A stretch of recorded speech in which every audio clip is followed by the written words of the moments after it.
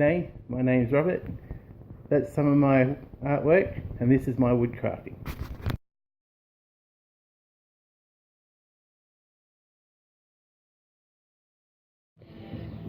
Today I thought I'd show you how I do some of my work. I cheat quite a bit, so I just printed out whatever symbol or picture or whatever that I care to do, then trace it out to the bit of wood and carve it from there.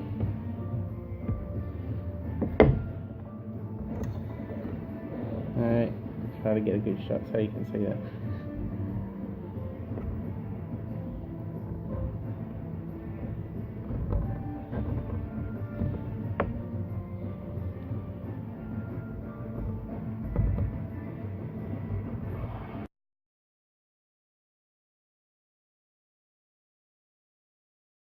There you go, so here's two things I've traced out onto my bit of wood. Now, being small ones like this, there's two different ways I can go. I can carve it out by hand,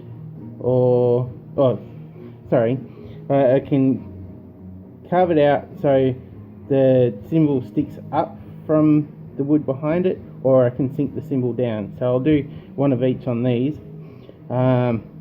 Yeah, like I said, I cheat a lot, so I'll just be using my Dremel tool, which is pretty much what I do with most things. So yeah, on some of my bigger stuff, like this one, drill out the holes and then just use the jigsaw to cut the more intricate bits out of it. So I'll do something like that probably in a later video. So I'll just show you this bit quickly.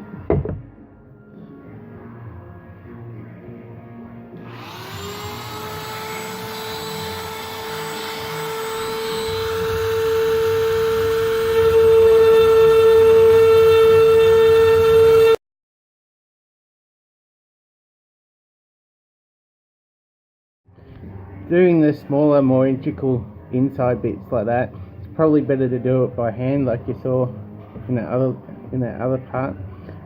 Doing wider parts like this, you can set up to use a slightly different tool, kind of like still the Dremel tool, but it's set up so it effectively works the same way as a router, basically.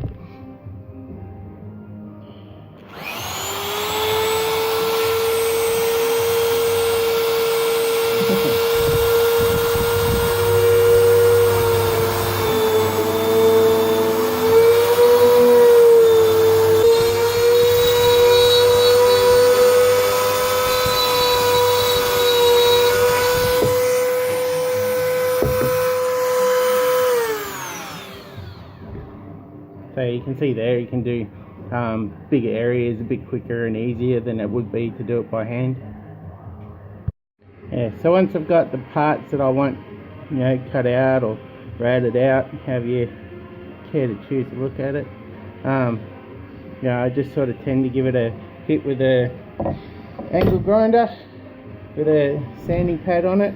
These things, not cheap, but they're pretty awesome. I enjoy them.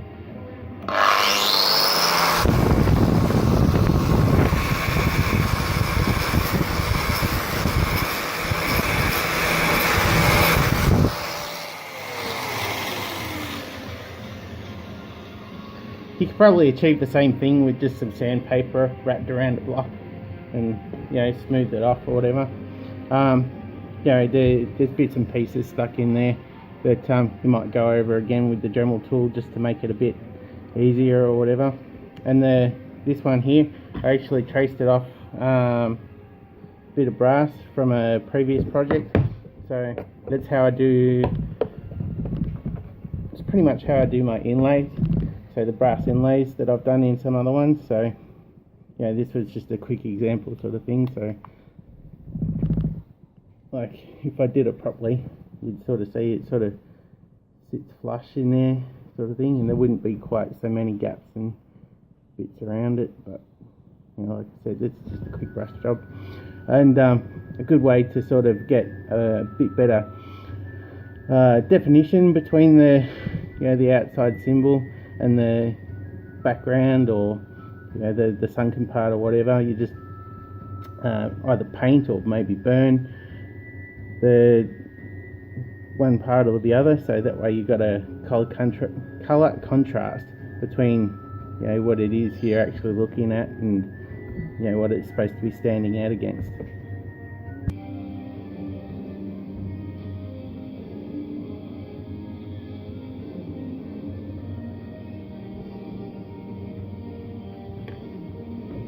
There you go.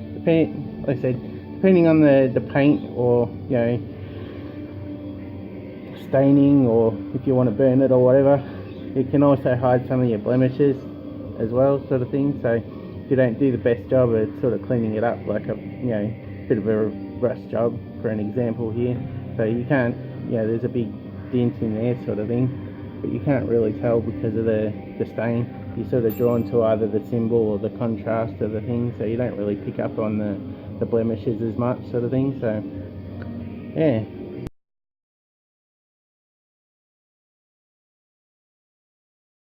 Well, that was my first talking sort of instructional video. Hope you liked it. Hope to see you for the next one.